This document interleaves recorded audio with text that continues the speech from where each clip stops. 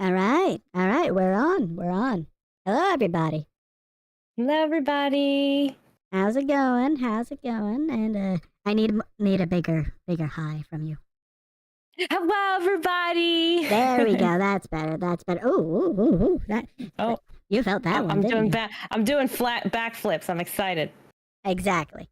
Be wary of flash banging, everyone. All right. So. Hello, everybody.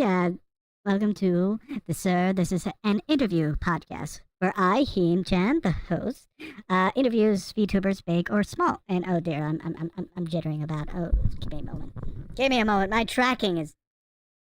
The coffee. Yeah, exactly. It's the coffee.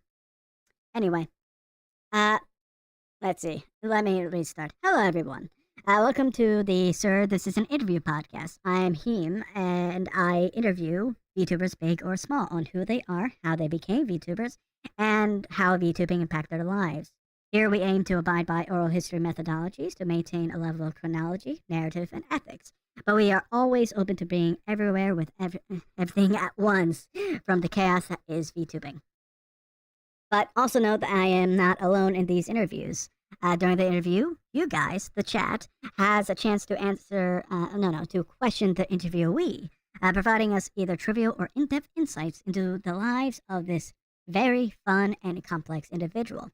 Also, for those VTubers or normie content creators, yes, I'm extending my brand, that want to come on, our schedule is still open. If you wish to share your story, send a message to the email down description below, or find it on this channel's About page, and we'll work out a date and time. The only qualifications as of now are having a model, level of following, and or experience in some level of content creation, whether it be streaming or prepared content. Now, with that out of the way, let's actually get on to interviewing with a royal, aren't you? Yeah, V, you're a royal, right? Yes, I am. I don't know which royal house do you belong to? Oh. Yeah? Well, you mean like, what's my Harry Potter house? Yeah, let's run with that, yeah. Well, so for me, my little story is I'm a Queen of the Fox Spirits, of the Protector of the 9 Realms. So there's 9 different realms that I am that I reign over. That I protect to make sure that everyone stays civil, and everyone stays protected by me, and everyone and I help everybody. I got that. What are your opinions on the Irish? The Irish? Like the Yeah. people? The people. Yes. Oh. Well, I love all people, really. Like I love all people. Like I just feel like I'm a people person.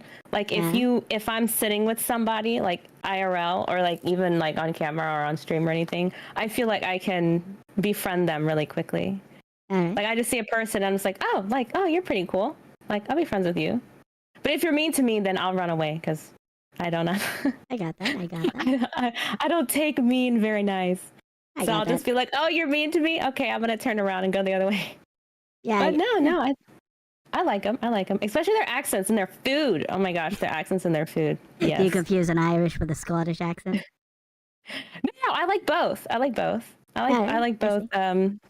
Yeah. I've seen like pictures of Ireland and stuff, and it looks very, very pretty. Right. I've never been myself. I've never been to that side of the world, but it looks like a really nice place to visit. And what do you have? What are your opinions towards Irish cuisine? Oh man! So there's a in Disney World, there's like this Irish pub that's down there. I don't drink, but they have really good Irish food. Oh my gosh, I don't remember what it was called, but it was like some potato dish. I don't know what it was, but it was so good. I was like, I would 10 out of 10 come back here again just to eat that. But it's been years. It's probably been like 2 or 3 years. So sometimes menus change. But was it in? But yeah, no. Yeah. Was it in in the shape of a pancake or like a pie? It looked like a pie. I guess it was kind of like a pie. Yeah, it looked like a pie.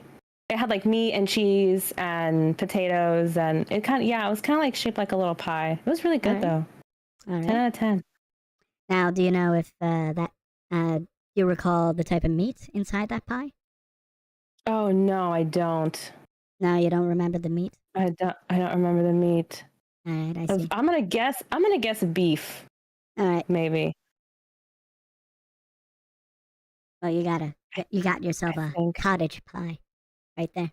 Oh, is that what it is? Yep, that was a cottage pie. Yes. And I mean, like if you're around the U.S. a lot, it's always what is it called? Conflated with a shepherd's pie, which is lamb. Oh, shepherd's pie is lamb. Yeah. Oh, okay. Yeah, whatever it was good. I don't remember what the name of it was. I just remember what it looked like and how good it tastes. Excellent. Ever had to eliminate a rival? In games? In video games, yes. Not in real life. I see. But in video games, yes. You have no blood on your hand? Nope. No? None. No? None? Nope. Well, you hear it, folks. I should confirm. I am ordained. This is a confession, and this is true. Yeah. And what kind of cupcake do you fancy? Oh my gosh, cupcakes. I don't. Okay, so it's probably between two: red velvet with cream cheese icing, or snickerdoodle cupcakes with vanilla icing. It's very good. What are your opinions on vanilla? So I guess eating it wise, it's good, but like sometimes certain smells of vanilla, I feel like the smell of vanilla is never the same. And like a candle or vanilla extract or the actual vanilla bean, they're all different. Yeah. So I feel like if you go to the dollar store, right, and you smell a dollar candle, that dollar candle is not going to smell the same as like a Yankee candle in vanilla. So, or like chapstick. Vanilla chapstick does not smell or taste the same as, well, I hope nobody eats candles, but like vanilla candle or a vanilla cupcake, you know? But I got that. I like vanilla. I like the way it smells. Or like I have this really, really good candle that's like a vanilla sugar cookie scented. Oh, it's so good. It's more used for like the holidays, but it's still very good though. I like it. Yeah. It's the time of year usually, usually requires a little bit of a vanilla taste and a little vanilla smell. Yes. Yeah. All right, V. Can I call you V or should I call you Queen V? Oh, no, V's fine. V's good. V? Okay, sounds fine. Sounds fine. All right, V, how about you introduce yourself?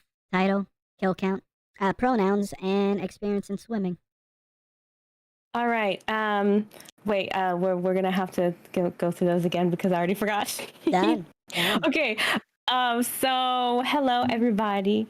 Welcome to this interview. Oh, I want to say thank you, though, for having me. I appreciate it. Thank you. Thank you for having me on and interviewing me. So, yes, my name is Queen V. You can call me V for short.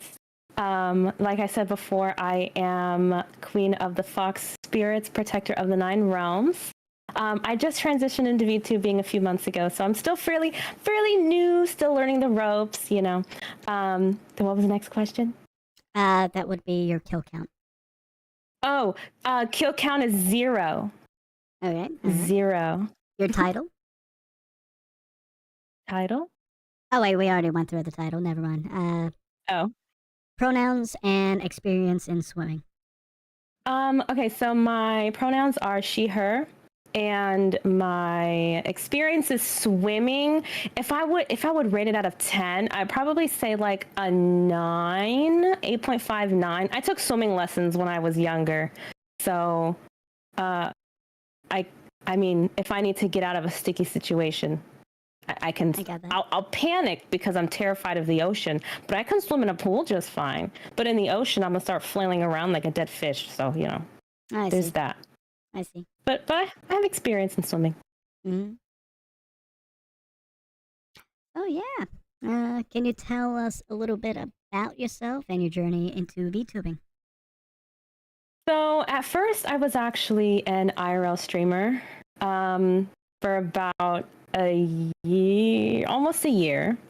And then I decided that I just didn't have enough time because with IRL streaming, there's a lot of stuff that you have to do. And at the time, I was full-time working and full-time college. So it was kind of hard to do IRL streaming at the time, like trying to make time and stuff. So then I was kind of looking into models because I can be like, oh, I don't have to do all this extra stuff. I can just I can still be me, but have my model as me. I don't have to worry about stuff, but not the same stuff that you have to worry about as an IRL streamer. So I was like, okay, let me try this. And then I absolutely just fell in love, like with the art making process, because I gave my artist all my ideas and then she created this for me. So like, I absolutely love the idea. Now I can do, I love the idea of like creating outfits and different hairstyles and having other artists like draw, things for me. Like, it's just, I love it. Like, it's just a great experience so far. And I've met a lot of amazing people and a lot of amazing friends through it. So I just hope that I keep going and I keep making new friends and meeting new people. And yeah, just kind of see where it goes, see what happens. All right. How has the experience been different from your time as a RL streamer? As a flesh tuber, as us VTubers. A flesh tuber. Yeah. I personally, I feel like the experience is very different.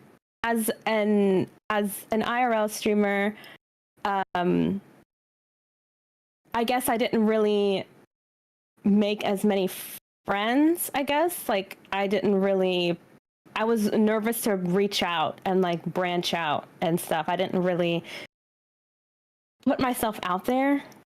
But now as a VTuber, I'm not scared anymore, I guess. Like, I'll reach out to people if people want, collabs or help. Like, I'm really big on helping. Like, if you need help with anything, like, as long as I know it, share your screen with me. Like, I'll share my screen with you and then like I'll help you along the way. Like, if you need help, I'm always there for tips and tricks. And like, if anybody teaches me something and then a VTuber comes up to me and says, hey, I don't know how to do this, I will share that knowledge. Like, I'm a super big helper.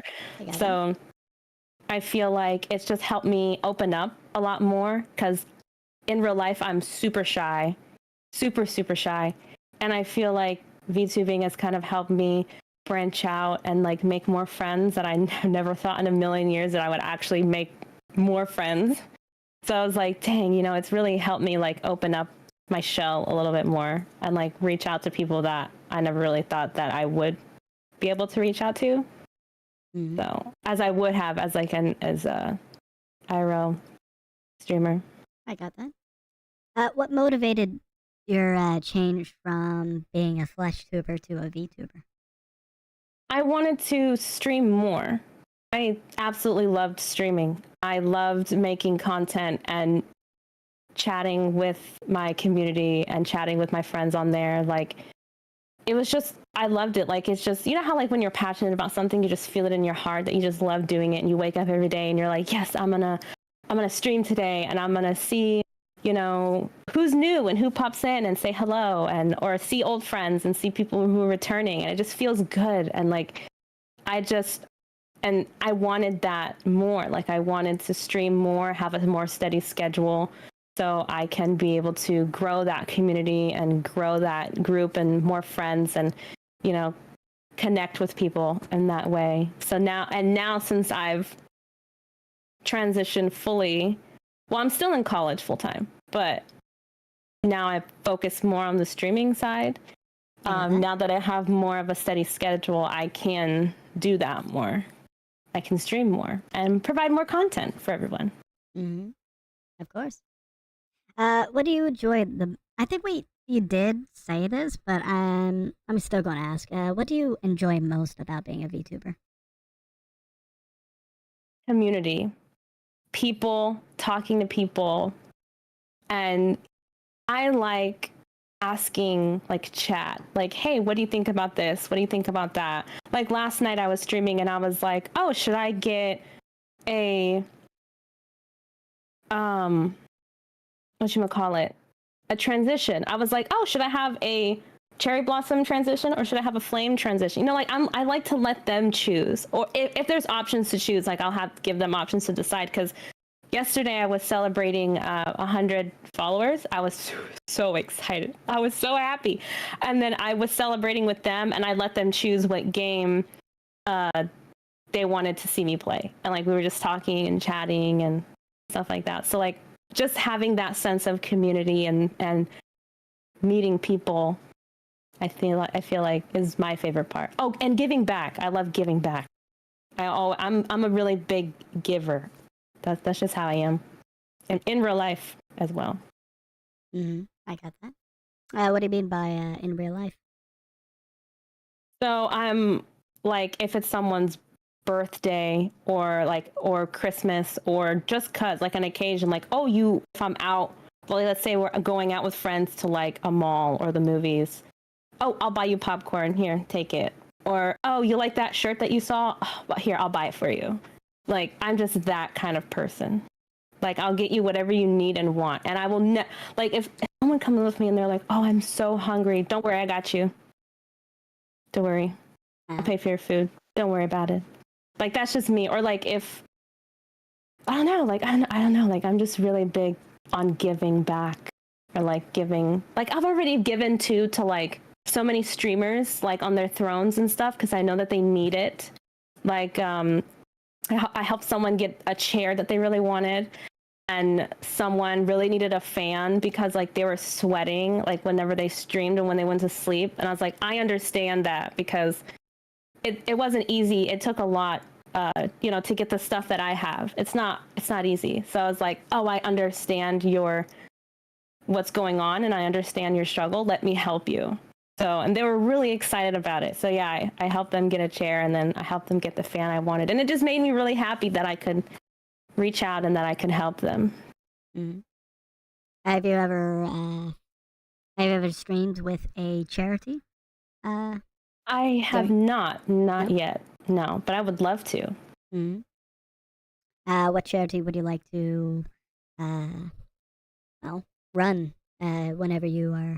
whenever you plan on streaming with that? Oh gosh, there's so many. I feel like there'd be so many like to choose from. Like, maybe like a charity with animals. I'm a really big animal person. Like, if I ever, like, obviously, like, because it costs money. Everything in this world costs money. So if I ever like get enough money to like buy a plot of land, get a building, and just like house all of the animals, like the street animals on there, I would. But not it be a shelter though. Like, I would want it to be like a rehabilitation kind of center for animals, where if they're on the street, we rehabilitate them. If they're sick, give them shots and treatment, or if they're a little aggressive, we can help them kind of ease that, kind of stuff like that. Oh my gosh, I would love that. I love animals. So maybe something with animals,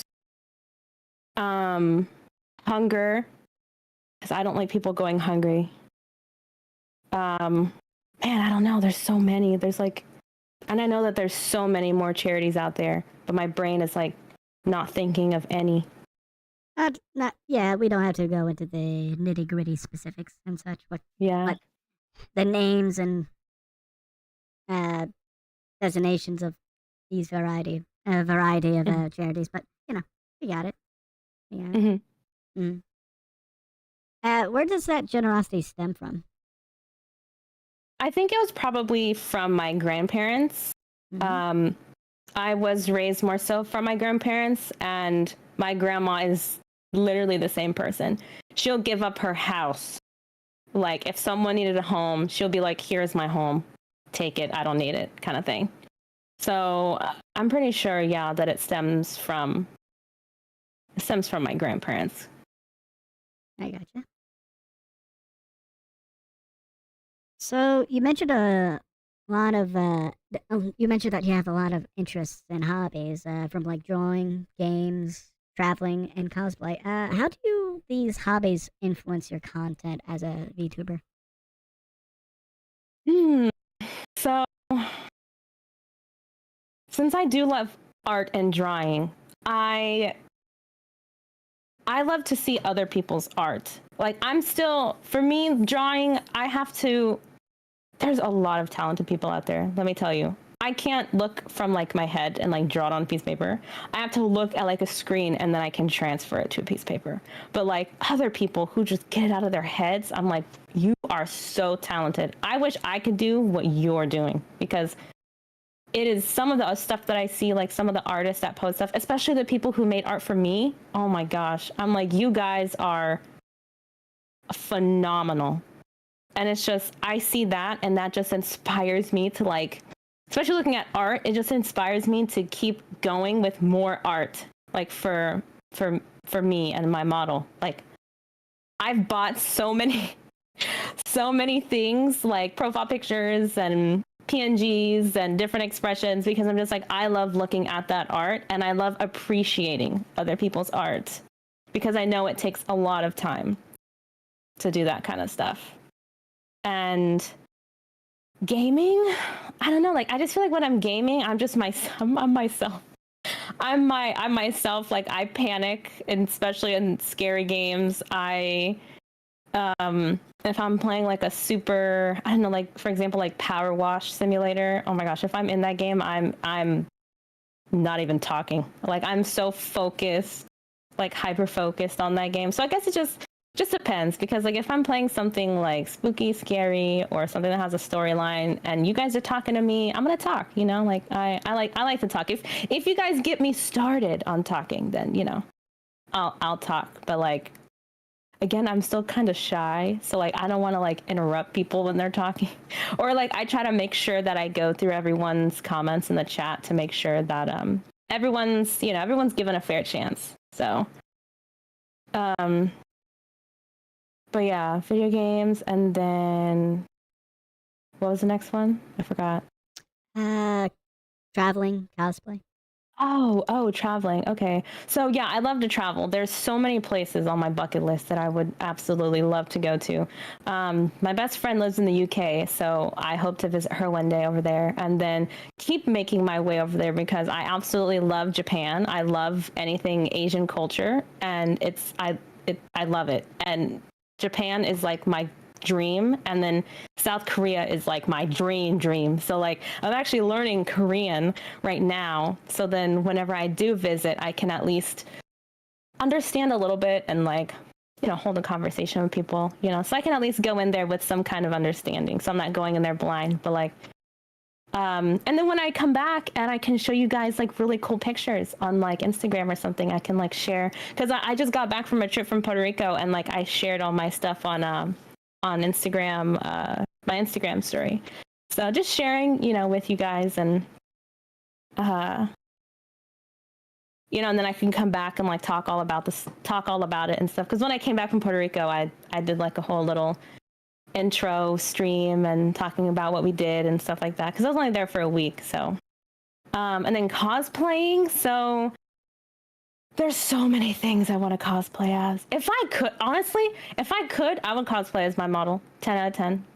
10 out of 10, I would. I don't know how I would do it, but I would figure it out. But like I just got a I don't know if you guys have seen My Dress Up Darling, but Marin Kirigawa, I got her cosplay.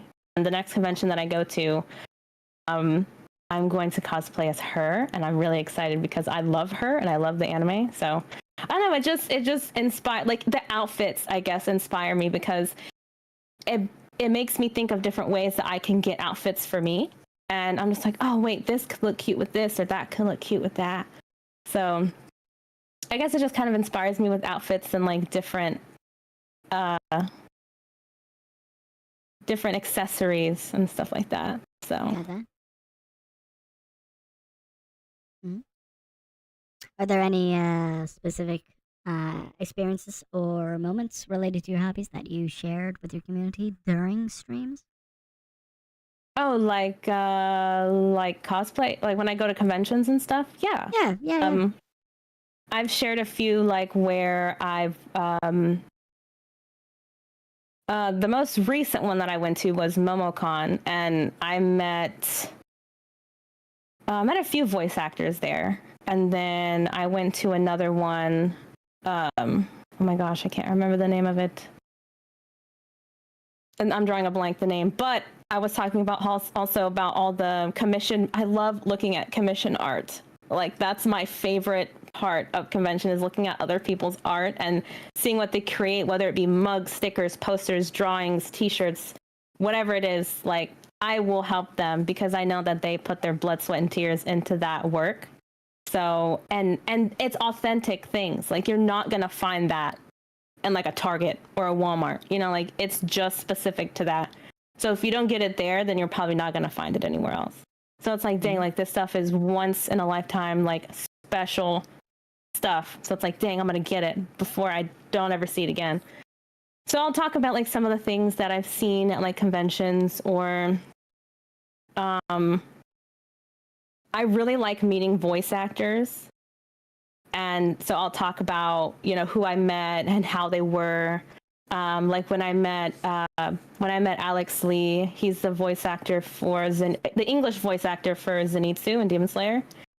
He was so nice and like so just talkative and wanting to meet you and wanting to talk to you, and it was just a really great experience. So I'll share that with like them and be like, oh, I met this person and the convention was like this, or this is what I did and this is what, you know. So yeah, I share it with them. I'll talk about it with them. Nice.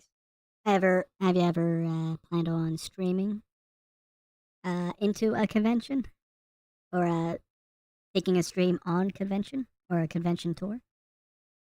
I was thinking of something like that, but I guess I just don't know how it would go, because it would be more like IRL kind of content, and the noise.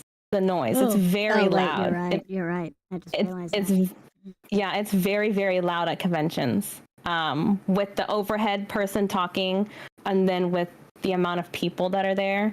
So I would definitely need to get like real good equipment for that, so like the noise isn't killing everyone's ears. I got that.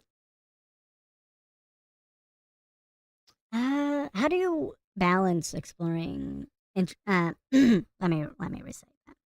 How do you balance exploring various interests while still maintaining a cohesive and engaging content for your audience? So I'm really good at time management. I feel like since I was basically my whole life 2 jobs and college, I'm all about work-life balance, and mental health is super important. So I always try to make sure that I take time for me. If something comes up, I will write on Twitter like, hey, I can't stream today. Like, I will keep everybody updated if there's something serious that comes up. But I try to stick with at least a steady schedule. Like, if I keep a steady schedule and I literally write everything down on my calendar so I can keep up with everything. So if I know I have schoolwork to do and it's due at a specific time, and then I know I have to stream Monday, Wednesday, Friday, I'll work around that and I'll fit it around that. Or if I know, okay, I'm going on a convention this weekend, I still know I have to stream Monday, Wednesday, Friday, and then fit my schoolwork in between, and to not like burn myself out. So I feel like as long as I write everything down and have a steady schedule and like timestamps for everything, I can still have time for myself and have free time as well. I write everything down. I'm a big planner. All right, big planner. Now that begs the question: how does your work/life/school slash streaming balance look like? Right now, it actually looks pretty good. Because I do this full time now. I left my previous job so I could do this full time and do school full time, so I can focus on those two instead of having a third wheel, I guess, a third thing kind of in the way. So right now the balance is streaming and school. So talking with friends, playing with friends, hanging out, doing collabs and stuff like that. As long as I just time everything correctly and I don't overlap anything, that's why I'll be like, hey, hold on, let me check my calendar really quick, make sure nothing's overlapping, because I want to make sure that everyone gets the same amount of time with everything. So, but right now I feel like it's a good and healthy spot at the moment. What does work mean to you?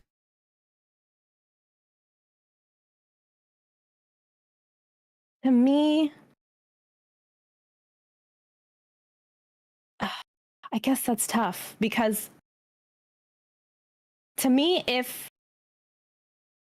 what's that one saying? Like, if you love what you do, it doesn't feel like you're working. Mm-hmm. So that's how I feel about streaming. Like, if I love what I do, it doesn't feel like work. So like, because all the jobs that I had, it's like, oh, I got to go to work today. Like, I got to get up and I got to go do work. So it's just like, I would like drag myself there. So like, I guess I kind of associate work with like, oh, I don't want to go, like, I don't want to be there. But like with streaming, it doesn't feel like that. Like, I get excited and I want to talk to everyone and talk to people and make new friends. So I don't know, like, I guess work is just how you make it, because I know not a lot of people think like me, because if they're excited about their job, their work might be exciting for them. But for me, that's just what I think. And when I finish and I get my degree and I work for what I want to do, that's also like my dream. So it's like, oh, I'll be excited at that point because it's something that I enjoy and what I want to do. So all right. I guess you just got to find your niche, I guess. See what you like. And how do you view your time streaming within let me phrase this better. How do you view streaming as work? I don't think I view streaming as work, because it's fun for me. Mm-hmm. I enjoy it. So whenever I do a stream for, whether if it's 2 hours or 6-7 hours, time goes by so fast that if I'm working at a cubicle and I'm just like, oh, I still got 5 hours left. Like, what? There's 8-hour shifts, it's like, dang, I've only been working for 3 hours. I still have 5 hours to go. I'm looking at the time and time's just dragging on. But like when I'm streaming, it's just like, oh, dang, 5 hours passed already? Like, what? Like, where did time even go? Time flies when you're having fun, I guess. Yeah, exactly. But yeah, to me, streaming doesn't feel like work. I enjoy it. It's fun for me. Mm-hmm. When could it be viewed as work? Or have you experienced a time where you streaming turned into work, or had that feeling of work, if that makes sense? I haven't had that feeling yet, because I feel like I can control when I don't and the times that I stream. I feel like, I guess it'll be more so work whenever I have to have maybe like a specific time, or I have to do something specific. Like if someone else is telling me kind of, okay, this is what you have to do, this is when you have to stream, this is what game you have to play, this is what, I feel like that's when it'll start to feel a little bit more like work. I'll still have fun with it, because, that'll be, what I'm going to be doing. But I feel like that's when it'll just start feeling a little bit like work. Not like the, oh, I gotta stream today kind of work, but I guess more of like a serious side of streaming and that work aspect. I got that. So going back to your cosplay interests, let's see. How do you approach cosplay or cosplaying characters?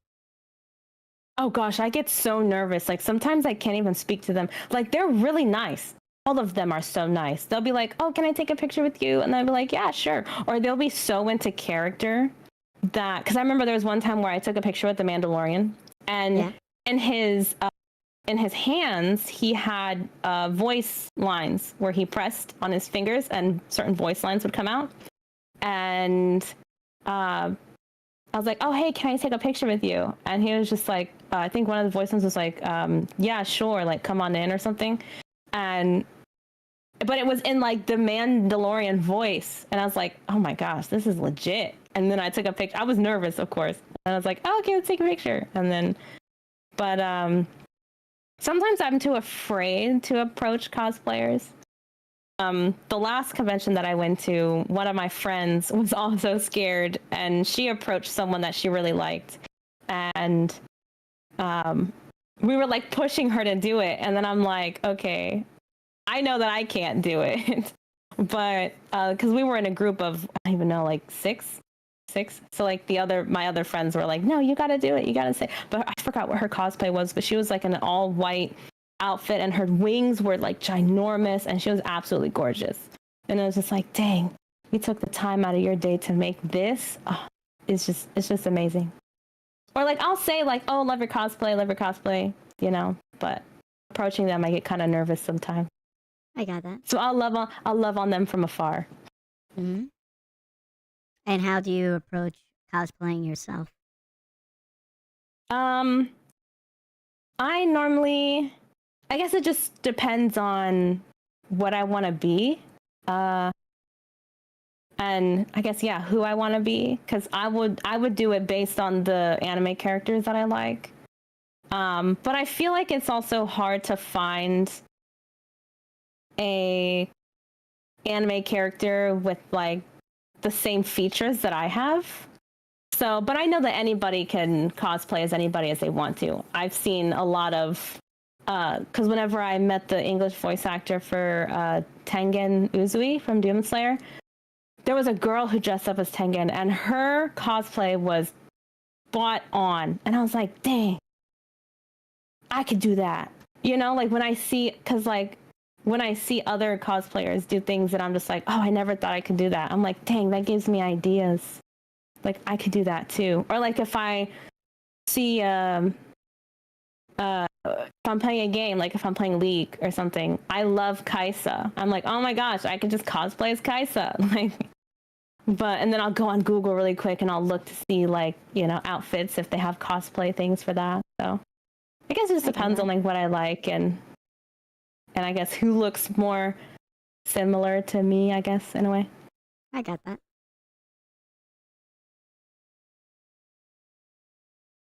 Are you part of any cosplay communities or friend groups?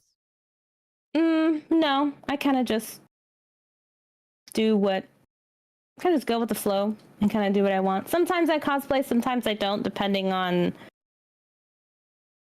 the convention, because sometimes I'm just like, oh no, if there's voice actors there, I just kind of want to be myself, you know. If there's anybody that I want to see, I just want them to see me as me, not as see me as whoever I'm dressed up as, whoever I'm cosplaying as. So I kind of just want to be me. So then I'll be like, oh, okay, I want to meet like 5 voice actors. Okay, I won't cosplay. But if I'm only meeting like, oh, okay, there's only 1 or 2 voice actors I want to see, then I'll be like, okay, then I'll cosplay.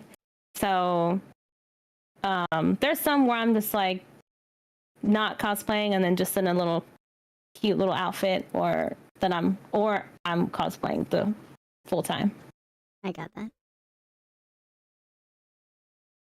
So, how do you select and prioritize games on the games that you stream? Are there any specific genres or titles that resonate with your audience, or do you select the games based off of your own interests? That's a I mouthful, sup- but yeah. yeah. I suppose I guess I get the games based on my own interests, but then I also kind of tie that into what my audience likes. I guess that's kind of why, like, when I did the 100, celebrated the 100 followers yesterday, I let them choose, and they wanted me to play only up. But I wasn't going only up on that game. I was only going down. So I got the game was really hard. But I more so like the scary games, like the scary horror kind of genre. Especially like indie games, if they're like single player, like indie games, or like if I have a group, of course, playing with a group, scary games is always better. But I have a lot of scary indie games that, and I have a lot of jump scares, like as my sound alerts thing, like my sound bar that they can use, and they can scare me with it. So I don't know. I kind of like that because I laugh, and then if they laugh, they laugh. They don't, of course, it's fine too. But like I just find it fun and funny. So I just really like. But I also like getting scared. Like the games that I play, like sometimes are a little scary. So I don't know. Just that feeling of getting scared is just fun, even if it's just in a game. Have you ever experienced a difference in streaming between when you were streaming IRL and when you were streaming as a VTuber? Like, what was? I feel like yeah. No, go ahead. Nah, I was just going to elaborate more, but go ahead. Go ahead. I guess the difference would be where I guess in real life, like when I was playing those scary games, they can actually see my reaction. I guess like my face reaction. But as a VTuber, I feel like they can still see my reaction. They can hear it, but they can kind of see still how I might act. Or I don't know, like I just feel like I like the VTubing experience a lot more than the IRL experience. I got that. Could you elaborate a little bit more on that endpoint? I feel like I have a lot more opportunities with like meeting friends and talking to people, and like I've already met like a group of really good friends. Like we played one collab together, and like we talk every day. Like they're just such nice people, and like I don't think I could have ever have done that as like an IRL, because I feel like it's a little bit harder to make friends like that in that IRL community than the VTuber community. I feel like everyone in the VTuber community is so nice, and they welcome you in with open arms. Well, I mean, I've experienced that so far. Everyone has been super nice, super respectful, super sweet. They'll reach out to me like, hey, do you have time to play this game with us or that game with us, like off stream? And I'd be like, sure. Like, not everything has to be on stream. We can play games by ourselves, hang out, talk, get to know each other, stuff like that. So I don't feel like I would have had that opportunity if I was an IRL streamer. But now that I'm a VTuber and I have that opportunity, like, I don't know. I really like having that opportunity to talk to people and make friends. I got that. Could you share any memorable gaming experiences or community interactions that stood out during your time as a VTuber? Hmm.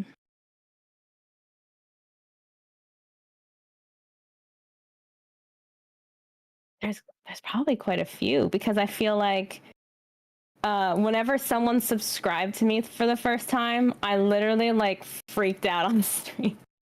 Like as a VTuber, I was like, you literally, there's literally so many other people in the world. I was like, but you chose me. And I was like, I'm so grateful. Like, I was like forever grateful. I was like, you didn't have to, you didn't need to, but you did. And I appreciate that. Like, and then now, like every time someone subscribes, I'm just like, it's still the same feeling. So it's just like, dang, like you're choosing me. Like I was, like it just feels really good. And I got like my first 500 bits the other day, and I was like, what? I was like, what are you doing? I was like, please, no. I don't want to take anything from anybody. I'm like, I'm supposed to be giving to you guys.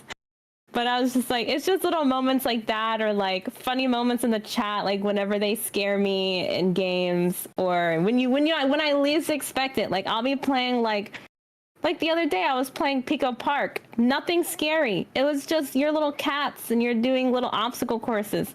And then I got a jump scare. And then everybody in the chat was just dying laughing. And I was just like, it's just little moments like that just make it even better. Mm-hmm.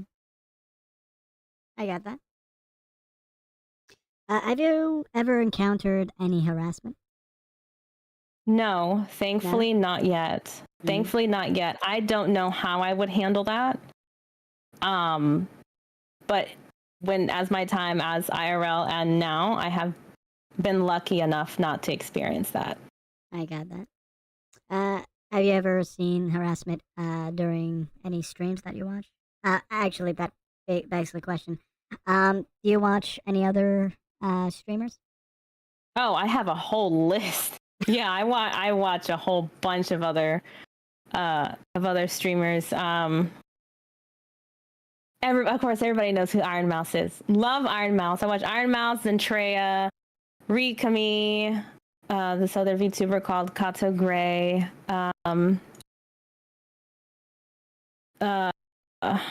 There's this vampire prince. I can't remember his name. He's really good.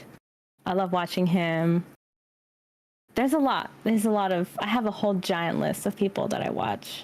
I got that. Have you ever encountered harassment during any of those streams or any stream?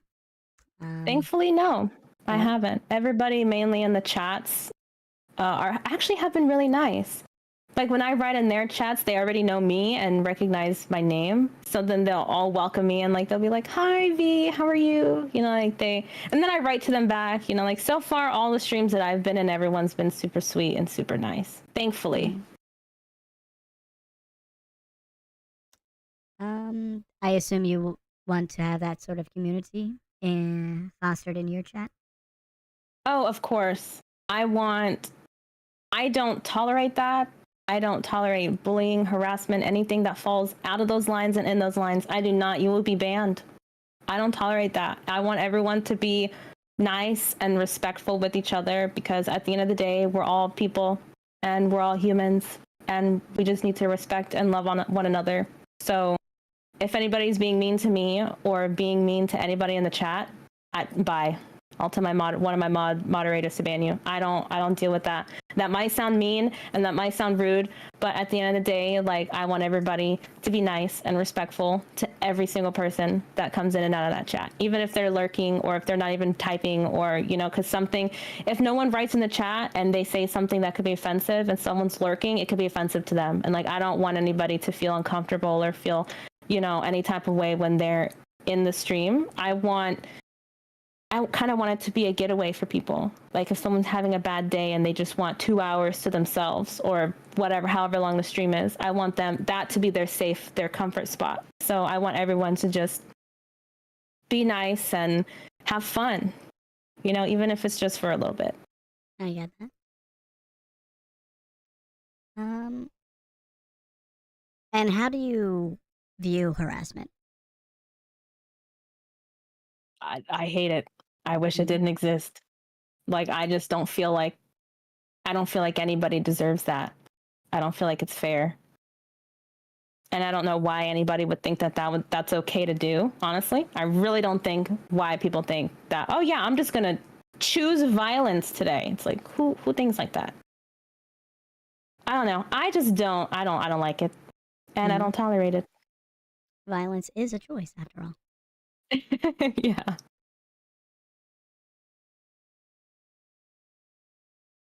So, how has your journey as a... Sorry for a moment. I thought an ant was crawling on me. Okay. Oh, no. Like, what the... Okay, it was just a piece of string, I suppose. Anyway, how has your journey as a VTuber influenced your personal growth? Has it developed any skills or confidence in both online and offline aspects of your life? I feel like I've definitely gained a lot more confidence than I've had in the past.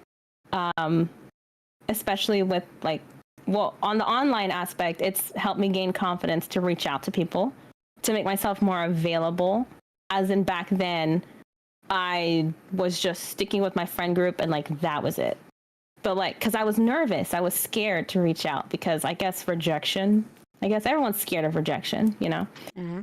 So I guess it was just that aspect of, oh, I'm just, small and little. No one wants to be my friend, no one really cares. But I was like, you know what? I'm going to step out of my comfort zone a little bit. And then now I'm here stepping out of my comfort zone. Uh-huh. So, and in real life, I feel like it also has helped me gain confidence in real life too, because now I feel like I'm a little bit more talkative, I guess, in real life than I was before. I feel like I can share more things with friends, like when I'm talking with, my IRL friends or something like that, or kind of tell them, the journey that I'm taking and, talking to them about it and stuff like that. Like before, I would just keep it to myself because I never really thought that they understood. But then they would ask me more questions about it, and then I would tell them, and they would be interested. And I was like, oh, okay. So, yeah, I feel like it's helped me both gain confidence in offline and online. Mm-hmm. You mentioned a big part of what attracted you as a VTuber. It was community, right? Mm-hmm. How do you view the VTuber community, as we're going to call it right now? I think how would you describe it? Fun, energetic, beautiful, because everyone's models are just, oh my gosh. Anytime I go and want to raid somebody, it's so hard because it's I want to raid you, I want to raid you, I want to raid you, I want to raid you, because I don't feel like any stream that I've been in, watching people, because, Twitch will give you recommended, so I'll be like, oh, let's see, who, I always look for new people to watch too. So I'll be like, oh, let's see who's in my recommended. And everyone's so nice. So I just feel like everyone's lovely, beautiful, nice, energetic. Because I just feel like I'll watch a few minutes of the stream first to get a feel for them, and I don't know, and all the people that I've seen on Twitter, and I don't know, everyone just seems really nice. Even the bigger streamers like Inidi Sanji or Hololive, they're all just so nice, and I just feel like their communities as well are also. I just feel like everyone is so sweet and so nice.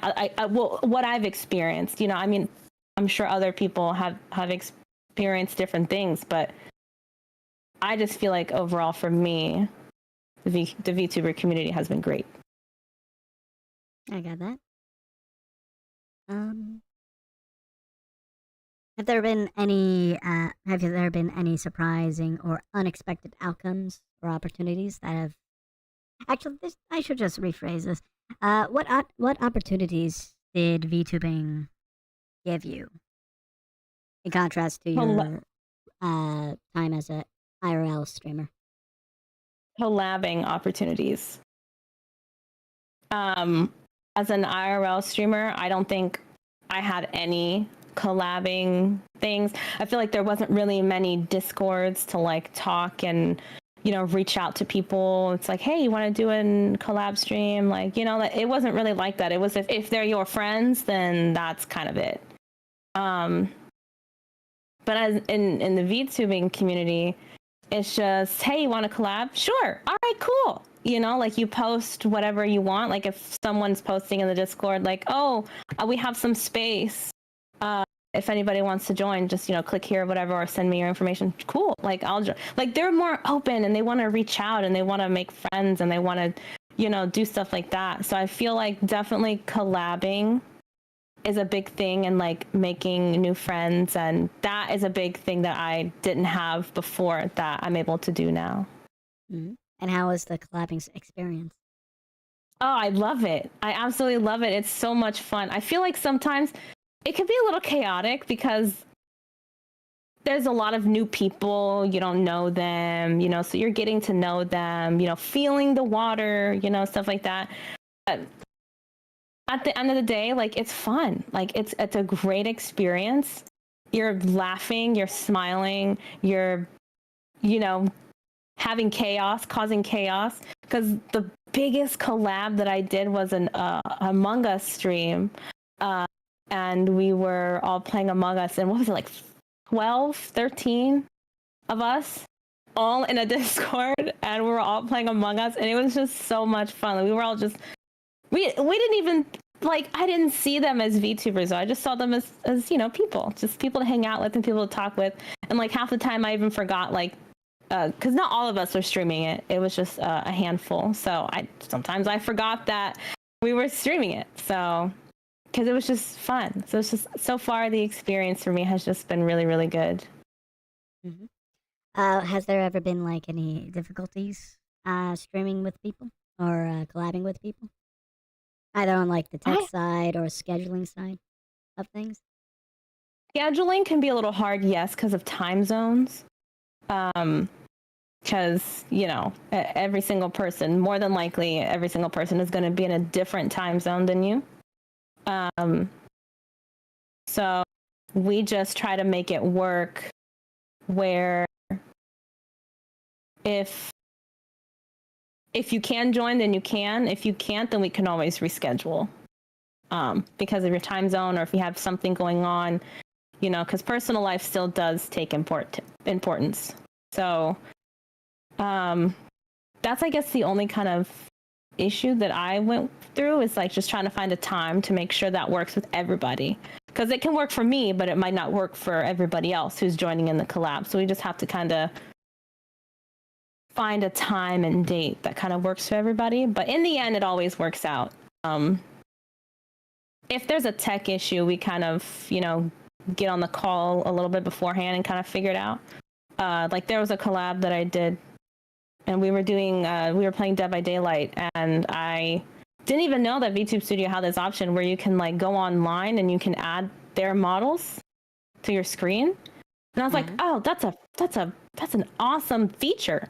So like we were just figuring that out, and then we made it work. But I was just like, dang, that's pretty cool. So yeah, I guess just the time zone thing, but we make it work. I got that. Was there a learning curve in?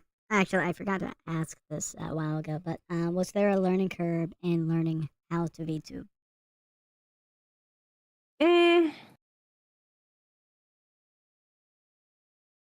Yeah, yes and no. Yes, because I was new to learning how to do anything VTubing. I kind of got the whole OBS aspect out of it already. It was just a matter of fact of adding it, how to add, better overlays and, stuff like that in the background, music and stuff like that. And then, learning all of VTube Studio, and I'm still learning VTube Studio. But YouTube is your best friend. You could just find anything on YouTube and they'll do step-by-step videos. And as long as I follow just a step-by-step video, then I can do it. Like, show me how to do it, and then I can apply that and do it, and then I can help the next person. I can remember that and then help the next person. So, or send them the link, whatever works, because people have different learning. They learn differently. So, but I feel like I caught on pretty quickly, but there's still a lot of stuff, obviously. No one's ever, I feel like so you're learning something new every day. So just, I'm going to be learning something new every day with this. So yeah. Excellent. Well, it's good to learn something every day. Are there any VTubers or content creators that inspire your style of content or your style of streaming?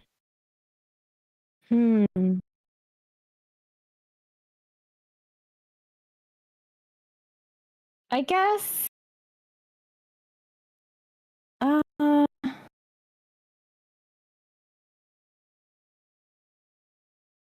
I don't know. I guess because I feel like I'm just me when I stream. So like I don't feel like I don't know. It's hard to explain. No. Because I know I watch a lot of Iron Mouse, but what got me into streaming was actually an IRL streamer. And then a lot of my IRL friends were like, hey, you should probably try it out. And I was like, first I was like, I'm too scared. I'm too nervous, you know? And then I was like, okay, fine, I'll do it. But then now like transitioning into this, I was like, oh, wait, I can do this instead. But no, I feel like because I'm thinking of all the other VTubers that I watch, and I definitely don't think I'm like this other streamer Kami because how they have their community and stuff. I just feel like every VTuber is different. Everyone has their own, personality and their own content, and they do provide their own things. So I just feel like everyone's different in their own way. Mm-hmm. How do you envision the role of VTubing in your personal and professional growth moving forward? Can you elaborate on that a little bit more, please?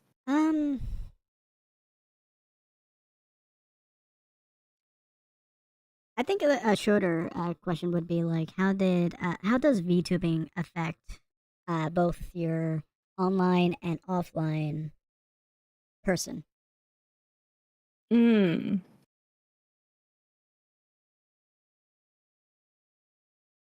Sometimes I don't feel like VTubing affects my me in real life. Because I feel like nobody really knows that I do it except for my close friends. So I don't really feel like it affects me in real life, but online, sometimes I forget that. Sometimes I forget I even have my model there. Like I'm just having fun, like in the moment, then I'm just like, oh wait, I actually have to like sit a specific way so my model's not like clipping in and out. So I'm not clipping and doing backflips on camera. But I don't know. I feel like when I'm streaming, I'm just me. I just act like me. So I just maybe it affects me online, but I guess I just don't see it or I don't feel it yet. But in real life, it doesn't affect me. All right. Are you? How do I say? Are you considerate of the potential parasocial effect you may have on your audience, or any audience? What's parasocial mean? Essentially, a one-sided relationship between two people. Typically associated with it can be associated with like celebrities, online personas, so on. Oh, okay. So I guess it's how do I feel about that? I suppose so. Yeah, let's go that way. Yeah.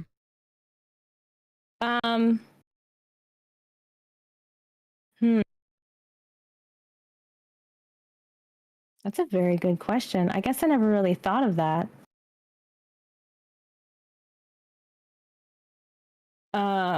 Yeah, because it's like I can't reach out to every single person. Like I can try to talk to everybody in chat as the best of my ability. Sometimes the chat's going too fast and I have to scroll. I'm like, hold on, give me a second. Let me make sure everyone's accounted for. But I guess it's just that aspect. I guess I feel fine with that. I just want to make sure, because I guess with just me, I want to make sure that everybody gets gets like the attention that they want, because I know that they want that, and I know that I know that that makes them happy, even if it's a comment or like on a Twitter post or a like or saying their name on stream, anything that would make them happy and make them feel like I'm talking with them, like we're having a conversation. So anything that makes them happy. Mm-hmm. Do you worry about losing your regulars as you get big? I feel like I would, yeah, because I'm the kind of humble person that's just always remember where you started from. So I would always want to make sure that I keep up with them, and of course I would want them to stay with me. But life happens, things happen, and if they can't, they can't, and if they do, I will forever appreciate that. Like, I understand that things happen in life, and sometimes things don't always go your way, but me, I just, whatever happens. Of course I would want them to stay, and I would be afraid to lose those people. But I can't, it's out of my control, kind of. Of course I would want them to stay, but I don't want to force anybody, I wouldn't want that. So. Yeah. And as you get big, and in the hypothetical that you get big, how are you going to be able to keep track or interact with your audience? That I would have to probably, I would probably have to get people to like take care of some things that I normally take care of, so I can have more time to interact with my audience. So whether it be like maybe they take care of, like if they're a moderator of some kind, they can like moderate the chat more. Maybe shout out something that I missed, or if it's on Twitter, if I share pictures or like share a specific art, an artist that someone made for me. I'm in the works of kind of creating a Discord so we can kind of be more interactive, with the good mornings and the good nights and the good days and how everyone's doing, kind of be more interactive in that way, so I can have them, speak with me on there and stuff like that. So that's still in the works. It's just there's a lot of things that need to be done and worked out in that. But that would be kind of my way, just to maybe have some people take care of certain things so I have more time to be able to talk with them. I got that.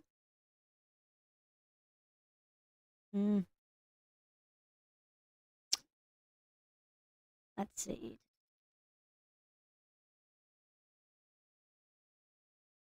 Do you have any future aspirations or goals as a VTuber?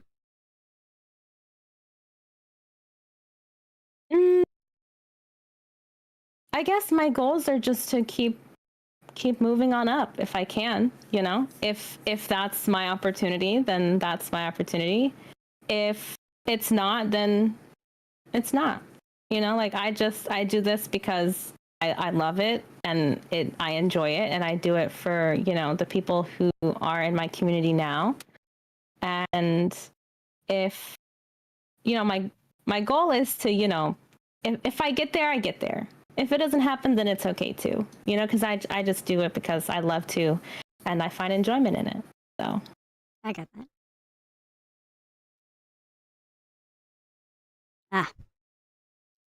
How about we take a 5? Take 5. Okay, sounds good. Yeah. So yeah, chat. It's now your responsibility to ask the interviewee questions. As we drink and hydrate ourselves and stretch, ask away. Keep it within guidelines or chat guidelines, and we should be peachy after we're hydrated and ready to take on the second part of this interview. Me personally, I have to get up and grab something. Have you ever heard of watermelon salad before? Oh, watermelon salad? No. No. So the white part of the watermelon. Uh-huh. To be just to cut to the chase, that's practically cucumber. Really? What? Yeah. It isn't so much. It isn't sweet. It's a little, just a slight. There's a slight tang to it, but overall, it is because watermelons and cucumbers are related, heavily related. They pretty much have almost the same structure to each other. Of course, watermelons being whatchamacallit, created to have more of a red filling. A cucumber, on the other hand, it's a cucumber. What I'm getting at is they taste the same, or the white part of a watermelon tastes the same as a cucumber, or at least like a tangy cucumber. Yeah, So that's crazy. I didn't know. Yeah. It's pretty. The whole watermelon is edible. I just want to get to that, Chase.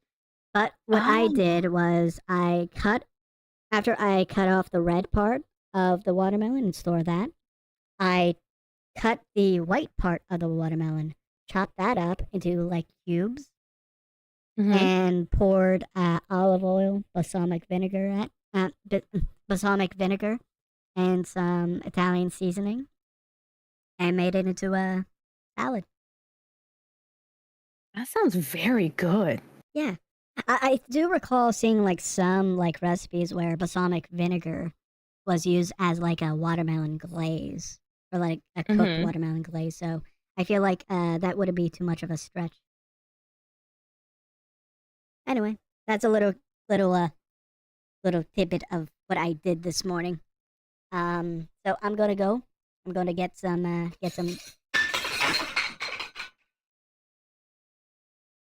Get some salad. Yes, let's say that, and forgive the noise. So I'll be back. You guys ask away. Do questions. Do my job for me. Thank you.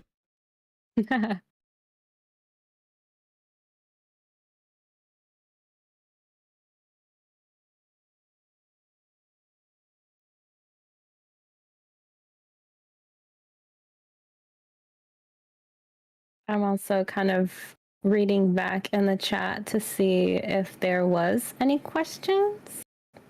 Oh, favorite tasting candle. Favorite tasting candle? You mean like different scent candle? Oh man, that's hard. I really like, I guess, oh man, I have a lot of candles. Like I like sweet, I guess. Sweet or like fresh scented candles. I'm trying to think of the candles that I have here at home because I love candles. I'm a big candle person. Like I can have like 50 candles, but if you give me 51 candles, like another candle as a gift, oh, thank you, I'll take it. Like, why am I drawing a blank? Like I know what the colors are. Like I have this white candle that smells like clean ocean. Like I don't even know. I have the other ones I was saying earlier, like the sugar cookie, like vanilla sugar cookie one that smells really good.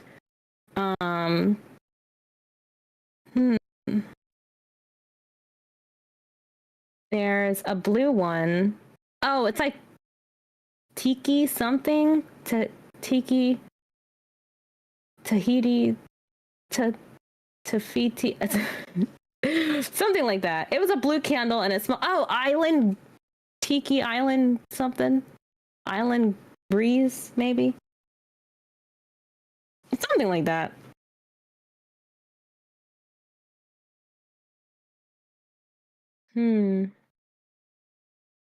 Oh, I'm so sorry. I haven't been looking at the chat like that much because I've been so focusing on answering questions. Garm, hi. You were here in the stream yesterday. Hello. Welcome. I don't know if the band has. I'm also just going back and reading a little bit of the chat. Oh, hello there. I'm waving. Hello. How are you? I hope you're doing well this Tuesday. For me, it's Tuesday afternoon time.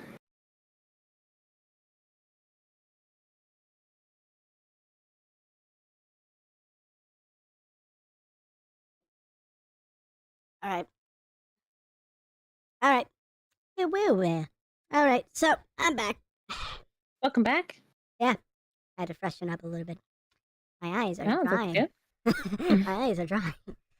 So, so who asked? Okay, so let's see. No questions so far, but let's pull all the way back to DJ. Who? What's your favorite tasting candle? Oh yeah, that's what I was kind of talking about before. I was like, do you mean like a favorite scent? Because I've never ate a candle before, so I don't know what they taste like. But I guess some of my favorite scents are, there's this white candle that I have that's in my living room. I don't remember the name of it. I think it's like white sands or something like that. Something with the ocean. White sand something, and it smells really good. Or there's like this marshmallow one, like baked marshmallow or something like that. It smells really good and it's really sweet. Or there's pink champagne. Oh my gosh, that one smells so good. Nice. Those are probably like my top 3. What is pink champagne anyway? Is that like a strawberry smell, sort of? It kind of smells like, I guess so. Yeah, it's like a strawberry tangy kind of smell. Like it's soft. To me, it's like a soft strawberry tangy, like citrusy kind of smell. Smells really good. I got that. Ghost asks, what made you get into VTubing? I think we already covered this one, but as well a refresher. Ghost looks like he just popped in. Which, hello. Oh. Hello. What got me into VTubing is so I can have more time to stream for my community. Definitely joining this VTubing community. I love it already so much, and everyone's just been so generous and nice. And I feel like transitioning this way into being a VTuber has been super easy, and everyone's just welcomed me with open arms. And I don't know, I just feel like definitely a sense of community, and so I can have more time to be able to create content for everyone. All right. Anyone else wish to ask?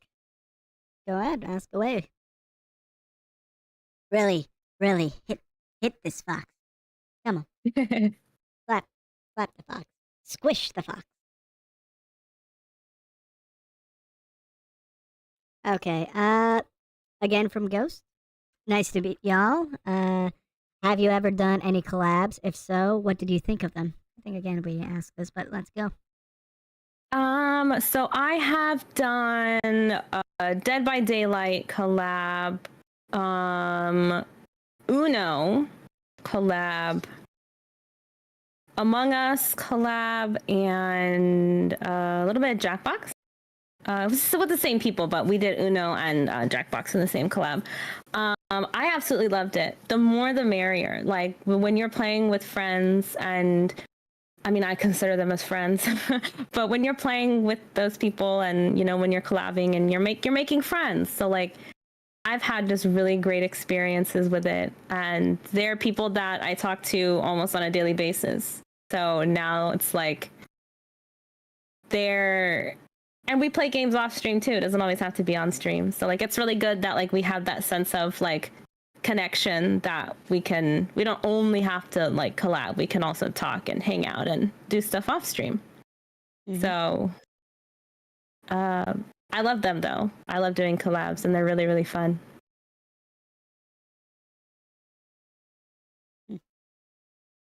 When was the last time you were interviewed? This is my first. Oh. This is my first interview. All right. From Garm, the Garmetston. I can speak. I know English. Garm, the Garmetston. Do you want more Do you want more tails on your avatar or different versions of it? So that's kind of in my lore, I guess you could say.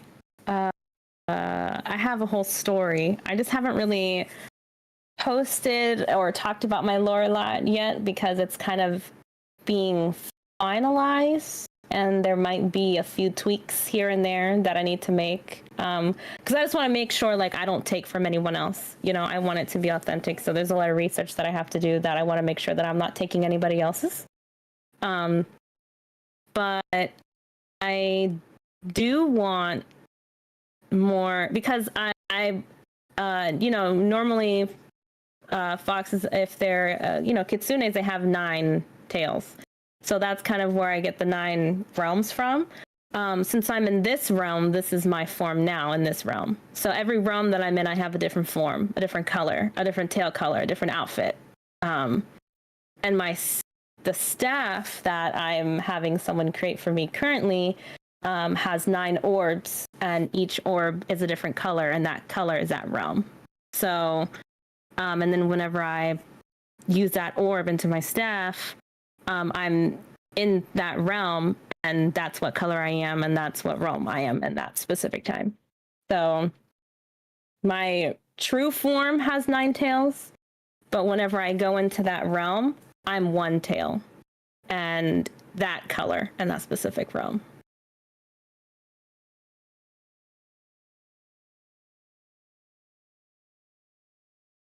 Sorry, my eye for a moment there. But, No, you're good. All right.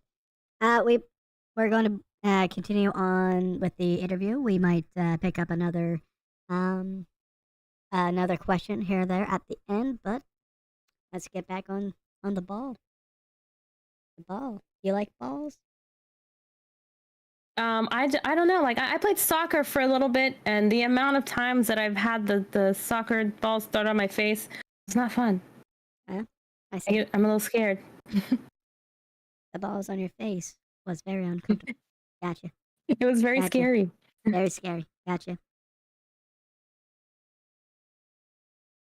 So, you mentioned enjoying traveling and experiencing new places.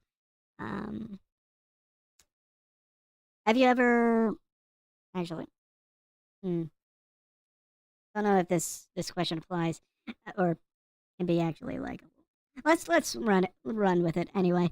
How does your passion for travel influence your content and community engagement as a VTuber? Have you ever like gone somewhere and your community is like, "Hey, I live there," or something like that? Oh no, but that would be so cool though. That'd be cool because every time that I travel somewhere, I share it on my Instagram stories. Or if I do go somewhere, then like I think you can post up to like 10 photos, I think, on Instagram.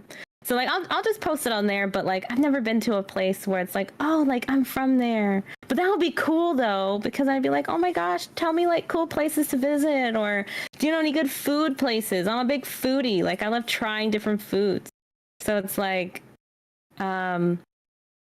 if I travel somewhere, I'm gonna document it because not even just for content. I mean, like just for me. Like I want to take videos, and like I love looking back on that kind of stuff. And then I'm like, oh wait, I can use that. Like then it's like, oh, my content brain flips, and it's like, wait, I can use that for content too. So, or like post about it, talk about it, or like whenever I come back from a trip, that would be like a good like welcome back. We talk about it. We can share stories and experiences that I had, and if maybe they had any similar experiences whenever they went on a trip, like we can just talk about that. And whenever I create the Discord, we can share pictures, like have a travel section, and we can share pictures of where we traveled. We can have a food section where we can like share delicious foods and all that stuff. So all right. Are there any? Oh, I think we already discussed that. Okay. How do you create a sense of connection, share your travel experiences with your viewers while streaming? I feel like people who have stuff in common just connect quicker, connect faster, because it's like, oh, tell me about your experience, right? Tell me about your experience. I want to hear all about it. And then I could have a similar experience and be like, oh, I understand how you felt in that moment. I understand maybe what you were going through or what happened or how excited you were, or how excited you felt. Like we can share stories and share, maybe you had the same flavors in food, or maybe we tried the same dish and we can talk about like different things that we like and different things that we don't like. And we can talk about, different things that we like, different things that we don't like in food, or maybe something that maybe the train was so packed, like going to New York or something, because I traveled to New York a lot, New York City. And I can be like, we can talk about, oh my gosh, this one place in K-Town was so good, you have to try it. Oh, perfect, like that's on my list. You know, like we can like talk about it and, you know, talk about our likes and our dislikes and stuff like that, and we can have a connection and get to know each other better. Mm-hmm. As you said, did you say that you are a full-time college student or a part-time? Yes, full-time. Mm-hmm. And you are pursuing game development? Yes, I go to school full-time for game development. Mm-hmm. What interests you with game development? I feel like I've always been interested in that aspect. Just in the past, my family was kind of pushing me towards to be like a doctor and stuff. And I kind of got tired of like the whole medical side of things. And I got confused with what I wanted to do because I didn't want to do anything medical anymore. So I kind of had to find out what other opportunities were out there, because I was only taught doctor or a lawyer. Like those are my only options. And I was like, dang, okay, now I got to go out and like branch out and like find what other jobs are out there. So I was like, okay. So then when I was in college for my associates, they had like a career quiz that you can take. And I would take that every so often.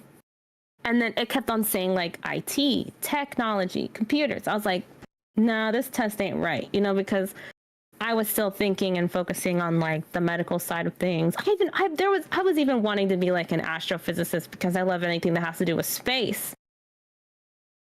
And then I was like, you know what? Maybe let's see because I kept on taking the test over and over and over and over again. And I was like, dang, it keeps on telling me IT, computers. Well, I guess let's see what's in that, what do you call that? Like in that category, I guess. So that's when I started looking more into that. And I was like, wait a second. I love, because I wanted to go to an art school and a school for animation where I live. But my parents were like, no, this is not what we want you to do, blah, blah, blah, blah. So I was like, okay, fine. So I put that on the back burner. So I feel like it's always been there. And now that I'm older, I can just be like, hey, no, this is what I want to do. This is what I find enjoyment in. So I'm like reverting back to what I originally wanted to do from the beginning. And now I feel like since I'm doing something that I know that I'll enjoy, again, for me, school, since I love it, I don't see it as school. Like I see it as like I'm going to be able to use that knowledge and create video games, work for a company and help create, because my master's is going to be in game design. So like, but my bachelor's is going to be in game development. So it's like, I'm going to be doing like the software engineering, coding kind of stuff, like behind the scenes kind of stuff. So now that I feel like I'm on the right path, because before I was confused. I didn't know which door to go through, didn't know which path to take. But since I was like, I looked more seriously into that career test that I took. And I was like, all right, I guess since I took this career test like 18 million times, this is a path I guess I'm supposed to be on. And then I feel it that this is the right path that I'm supposed to be on. So, and who knows, whatever I learn in school, I can apply it to VTubing as well. All right. Well, if that's the case, what do you plan on incorporating into your VTuber streaming? Maybe, because I think I get to learn character rigging. I think that's a part of my course, one of my courses. I'm not too in depth, but I think it's like a month class that I have to take for animation. So learning like the 2D and the 3D aspect. So maybe for my whenever I get there to that class, it's not coming up soon. It's more towards the end. Maybe I can apply that to maybe like a 2.0. I can probably like try to tweak out, or maybe make like a small chibi version of myself.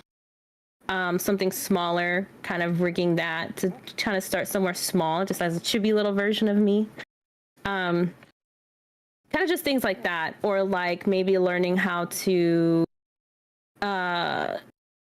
program different, maybe because like I always tell every time that I put myself in a corner, like whenever I'm shrinking myself, like whenever I'm getting on a game, I'm like, all right, I'm going into my corner. Where's my dunce hat? So it's like, maybe I can just create my own little dunce hat and like, put it on myself. Little things like that. So it's like, I just have to see, because once I get into computer programming, I'm sure like once I start on that course, then I can kind of correlate, I can maybe use that into VTubing.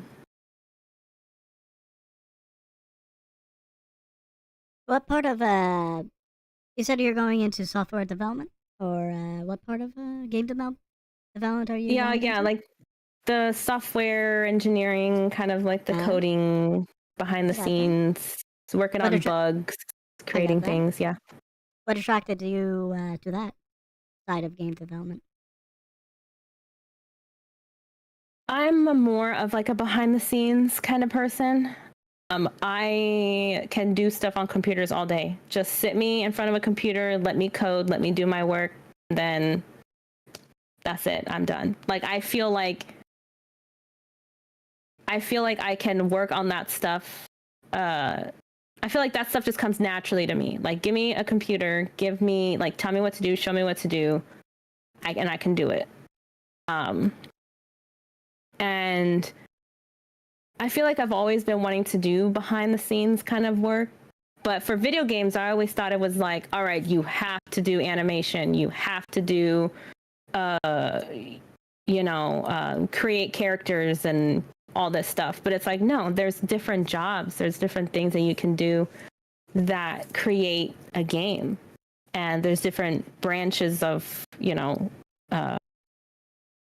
different branches of work that you can have within a company. So it's like, dang, I didn't know that. Like, so I dig really hard to like find different things. And then whenever I was like, oh, game development, like what do they do? And then I saw the description and I was like, this literally fits everything that interests me. So I was like, oh, I choose you. And I rolled with it. All right, that's good.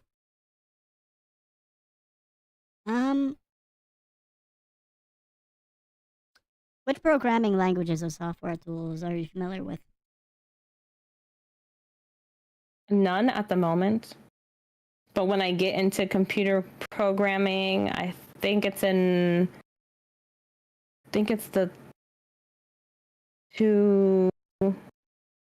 like in about 2 months coming up. Computer programming 1 and 2. That's where I feel like I'm going to be learning more of like the C++ and the Python. Like I'm familiar with them. Like I know what they are. I just haven't used them hands-on yet. since I guess I was learning so much medical stuff, I guess I never really knew that stuff existed. So now that I'm totally, completely switching courses, now that's just something that whenever I take that computer programming class, that's something that's going to be brand new. Learning about C++, Python, probably a little bit of Java, depending on, I guess, depending on what the curriculum is. I got that. Oh.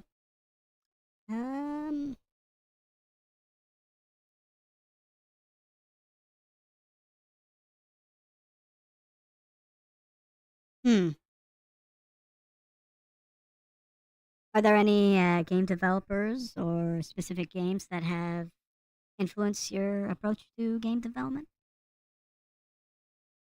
I feel like indie games, I guess, kind of, what's the word I'm looking for? Motivate me, because I see that they put in that years of work, and then they'll publish it to Steam, and then they're huge. Like, I remember when Phasmophobia first came out, and it was still an early access game, and I have like over 200 hours in Phasmo now because the game is so good, and they're constantly updating it and giving us good stuff, and you know, all this stuff. So it's like, dang. Or like a lot of single player like indie horror games. Or there's this one there's this one game that I went to a convention, and they were game developers, one game developer and then a game designer who was there. The main boss wasn't there, but they were promoting this game. It's on Steam. It is a, hold on, I just have to scroll and find it. Oh, okay. So I went to the convention, and they were like, hey, do you want to stop by and like try out this game? And I was like, sure, why not? I love video games. Why not? So then I was testing it out, and it's called Fruit 66. So you're basically in a car, and you get to make smoothies, and you have to throw the smoothies. The car's moving, by the way. The car's moving, and you have to throw your smoothies, the cars, for that specific like order. And I was like, this is genius. And I was like, and then like we were talking about how, I was like, do you have a co-op section? Will there be a co-op section? Maybe you can integrate co-op. Maybe this is how you could do it, kind of thing. Like giving them ideas. And I was like, dang, is this how you know, that works? Like, is this how like the gaming development community like works? You just give people ideas and like see how you can like incorporate it into that idea. I don't know, the game's not out yet, but it was like super fun. So it's just like thinking like that. It's like, dang, could I have that opportunity to maybe like make a game one day and then go to a convention and be able to share my game with other people? That'd be fun.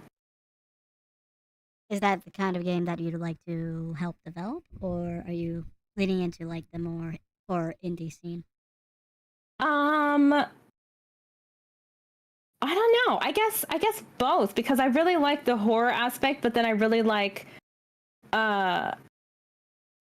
games like that, like cooking games or like chaos cooking games, like especially Overcooked. Oh my gosh. Chaos in the kitchen. But like games like that are fun, especially if you have at least like 2 players, like maybe you have like 2 players or players, even 2 to 4 players at least.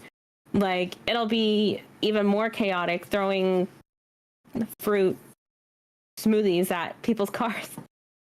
Like, I don't know. Like, I just feel like, I guess it just depends. Depends on if I make my own games or if I work for a company that's already making a game already. And I'm just joining on their team. But I'm up for anything. I'm up for games like that, or like, you know, Uno has a game online, but there's a game, IRL game called Dos. And I'm like, oh, Dos isn't available online yet. wonder if there's a community out there who might want to make that happen, you know? So just things like that are in the back of my mind. Mm-hmm. I got that. So.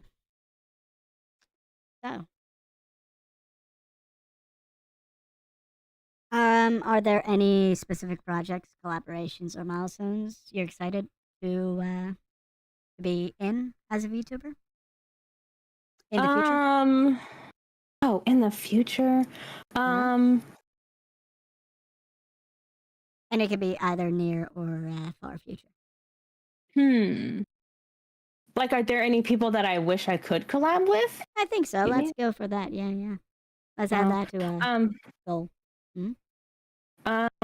Okay, we'll start with the first one. So I guess my next milestone would, reach partner on Twitch. I guess that's more of like a reachable goal. Like, I guess a short-term goal would be able to do that. Reach partner on Twitch, and then there's no collabs coming up recently that I know of that we've planned yet. But that can always change. Because anybody can reach out to me and I can be like, oh, surprise collab, whoopsie, here we go. Oh my gosh, there's so many people that I wish I could collab with. Like, there's so many like VTubers and stuff that I feel like are on my list. But that's a dream, that's a dream. Exactly. Of mine. So it's like, if it doesn't happen, of course it doesn't happen. But like, gosh, I don't even know. Like, well, I guess a lot of the VTubers that I watch, that would be, a great to collab with them and talk with them and have fun and just like be friends with them and stuff like that. But no, not any collabs coming up soon yet that I have written on my calendar. But like I said before, that can always change. And then when they do change, I post about it on my Twitter, like if there's anything coming up. All right. Do you have a stream you'd like to promote? Oh, I mean, I stream every Monday, Wednesdays, and Fridays. Mainly around the afternoonish time. There's not really a specific time because sometimes, things happen and I want to make sure that I'm on time, and I kind of want that flexibility a little bit. So it's just, Monday, Wednesdays, Fridays in the afternoon times. But if I can't stream any of those days, then I make up another day on like Tuesday, Thursday, or Saturday, Sunday. I normally keep the weekends to, myself to promote that good, balance with life and everything. So, but nothing that I can think of at the moment is coming up. All right. How are you feeling right now? I feel good. I feel like the nerves went away a little bit. So I feel a lot better. Mm-hmm. I'm learning that the nervous VTubers are always the most talkative ones, which I like. Because as an interviewer, I just have to be laissez-faire about it. Yeah. It's good. You did good. You good. Oh, thanks. Well. Thanks. Mm-hmm. Yeah. I appreciate it. All right, everybody. We will be concluding this episode of the show. Thank you very much for coming to the stream or the VOD, whenever you're watching this. Thank you very much, V, for joining. So you chatters and VOD watchers will be able to find V's socials down in the description below. Check her out, comment, subscribe, whatever you want to do. Up to you. For me, I'm going to be promoting myself. I will be hosting a bartending stream with a FleshTuber named Okami, a returning guest on this channel. So, thank you very much. Have a good time. I'll see y'all later. Bye. Bye. You kind of got cut off right there. V. Oh, goodbye. There we go. Excellent. Goodbye, everybody.